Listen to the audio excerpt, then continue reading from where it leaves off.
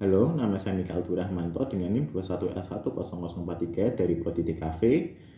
Kali ini saya akan membahas maupun menjawab dari materi video Pak Greg berkaitan dengan menganalisis kebencian. Jadi di sini langsung saja kita masuk ke pertanyaan yang pertama. Jadi pertanyaannya, jelaskan profil kebencian berdasarkan 5W dan 1H. Oke. Secara teori, kebencian merupakan emosi yang sangat kuat, yang sama kuatnya dengan cinta dan melambangkan ketidaksukaan, permusuhan, atau antipati untuk seseorang, sebuah hal, barang, atau fenomena. Dalam arti lain, kebencian juga merupakan sebuah keinginan untuk menghindari, menghancurkan, atau menghilangkannya. Berdasarkan Alkitab agama saya, yaitu Katolik, dijelaskan bahwa kebencian merupakan dosa di dalam hati karena merupakan racun atau akar pahit bagi jiwa manusia. Firman Tuhan mengajarkan kepada kita agar kita jangan menjauhkan diri dari kasih karunia Allah agar tidak tumbuh akar yang pahit. Kebencian dapat terjadi ataupun muncul di setiap diri seseorang, tetapi kembali tergantung bagaimana dari diri ataupun iman kita dalam menanggapinya. Karena jika kita lebih mendekatkan diri pada Tuhan, kebencian itu akan hilang nantinya. Banyak hal yang dapat memicu kebencian tersebut bisa terjadi. Kebencian dapat muncul karena banyak faktor, misalnya perasaan disakiti, baper, iri hati, dengki, benci karena dikritik, rasa tidak diperlakukan dengan adil, atau bisa juga karena dipengaruhi orang lain dan lain sebagainya.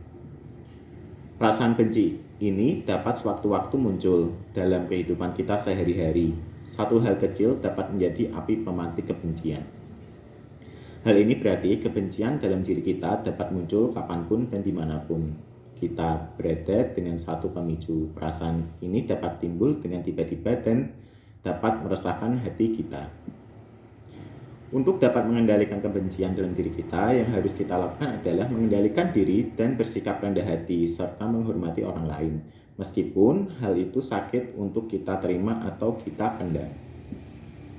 Seperti hal yang tertulis pada Injil Galatia, bab 5 ayat 19-21, perbuatan daging telah nyata, yaitu pencabulan, kecemaran, hawa nafsu, penyembahan berhala, sihir, perseteruan, perselisihan, iri hati, amarah, kepentingan diri sendiri, pencitraan, roh pemecah, kedengkian, kemabukan, pesta pora, dan sebagainya.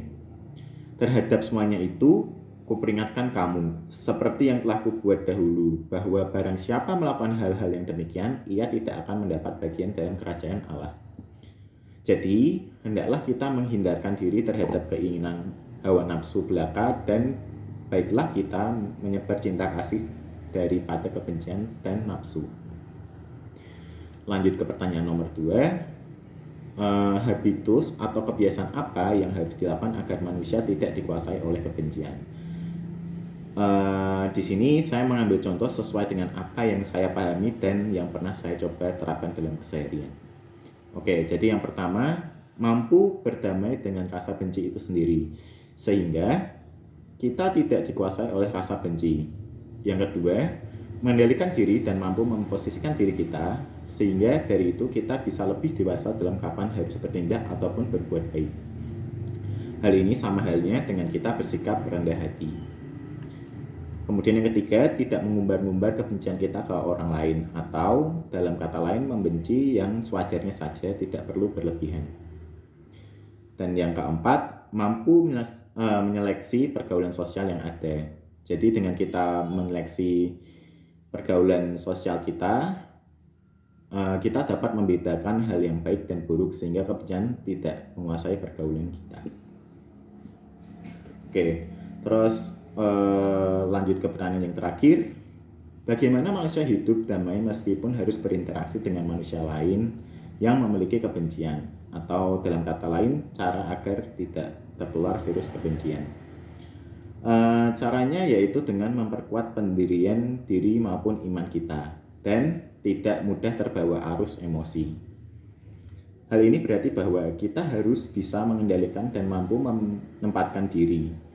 Ketika mengendalikan diri, kita baik kebencian akan lebih sulit mempengaruhi kita karena kita dapat memposisikan diri dan tidak membiarkan kebencian menguasai diri kita. Dan semua itu juga tidak lupa kembali agar kita tetap selalu percaya dan mendekatkan diri pada Tuhan. Dengan kita lebih mendekatkan diri pada Tuhan, semua emosi, rasa benci kita akan hilang dan Tuhan pasti akan menunjukkan jalannya yang terbaik untuk kita dalam bertindak maupun bersikap. Mungkin cukup sekian yang bisa saya jawab dan bahas pada video reaksi kali ini. Sebelumnya saya juga mohon maaf apabila ada kata yang mungkin kurang berkenan. Sekian dan terima kasih.